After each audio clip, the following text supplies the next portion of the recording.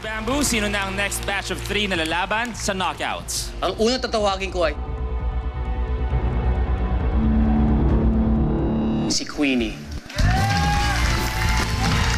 One name down.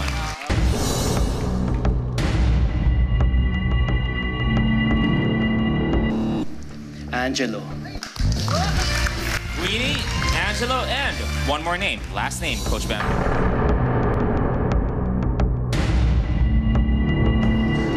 Jem.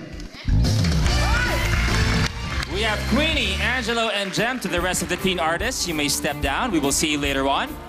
So, Coach Bamboo, bakit sila ang pinagsama-sama mo for this knockout? Lahat ng mga kantang pinili nila ay OPM. So it just made sense na to group 3 together. Angelo versus Queenie versus Jem.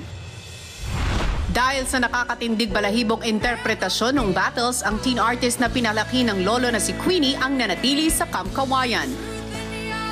Si Queenie. Queenie, anong kanta pinili mo? Ang huling album po. I like the song choice. Bakit yun ang pinili mo? Kasi po, nung bata po ako, yun po yung unang song na natutunan ko po sa gitara. Talaga? Aba. Paborito po namin ng lolo ko yun kantahin. Kami po ni lolo, sobrang close po kami. Kasi nung bata po ako, binili na po ako kay lolo. Kaya gagawin ko po ang lahat para sa kanya. Pagkagaling sa eskwela, didiretso na sa inyo. Kay Queenie kasi yung register ng boses niya talaga may dating eh. Madadala yung audience sa pagkanta niya. Yung maangat yung taas, yung mga sigaw. Hanapan mo yung taas, pero in your way, na hindi sigaw. Na style mo lang talaga eh. Para kontrolado, masarap sa tenga pa rin. Lumaki mang may kapansanan, buong tapang na hinarap ni Angelo ang mga hamon kabilang ang pinagdaan ng battles. I'll go with Angelo. Anong kanta pinili natin? Ako yung sa'yo, di kay akin po, Coach. Pinili ko po yung kantang yun kasi po napaka-memorable po sa akin. Team song po to ni Mami at Daddy nung magkasintahan pa po sila. Ngayon, itong performance ko na po na ito, regalo ko na po sa kanila kasi dyan po sila lagi para supportahan po ako sa pagkanta ko. At ika'y akin lamang. Ibang notan, tamaan mo yan, ha? Yung ginagawa mo, yung mag-run ka pataas. Kailangan lang yung hatid lang doon, mas mag-flow ka lang, ha? Papa. Ako'y ating lamang. Tapos yung pasok nun, i-timing mo lang, yung mas swabe lang. Taglay na galing at bibong personalidad ang naging susi ni Jem para mapagtagumpayan ang battle rounds. Pinili po natin ay Knocks Me Off My Feet by Stevie Wonder. Okay.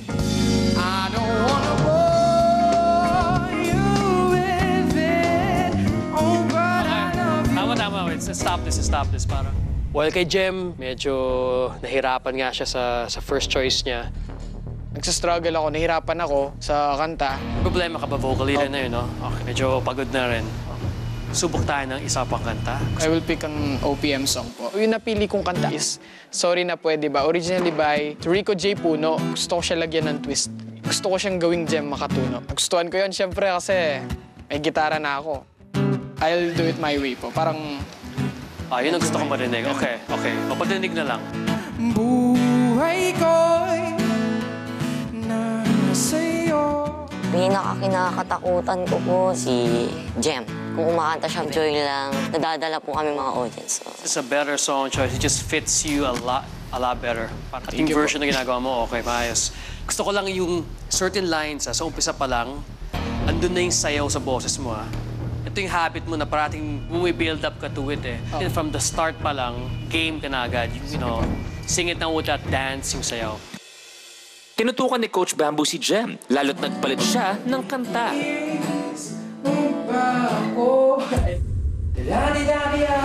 Laruin mo talaga siya. Kailangan parang hindi ka lang aksidente mo lang ginawa. After lang lift mo, baba mo na yung kanta na piso-piso mo lang na buhay ko para sa'yo. Napaka-importante po sa akin na manalo. Kasi gusto ko po maging proud yung lolo ko po sa akin at yung parents ko po. Napili ko po itong song na to kasi team song po to ni Mami at Daddy nung magkasintahan pa po sila. Hindi lang ako basta kumakanta. Pag umaawit ako, represent ako yung sarili ko, ang personalidad ko. Angelo versus Queenie versus Jem.